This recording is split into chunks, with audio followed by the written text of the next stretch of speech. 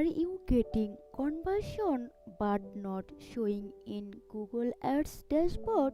Inshallah, in just a few clicks, I will help you fix this problem with live project. Navigate to Google Ads account. Here my client's Google Ads dashboard is not showing any conversion, but here conversion are showing.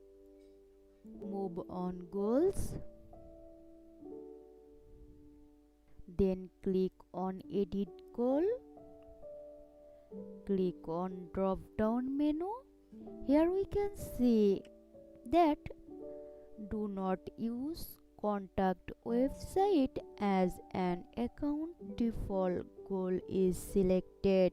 That's why conversion are not showing on the dashboard. Let's select this option, use contact website as an account, default goal, then click on save change. From now on, the conversion that come, it will be visible on the dashboard.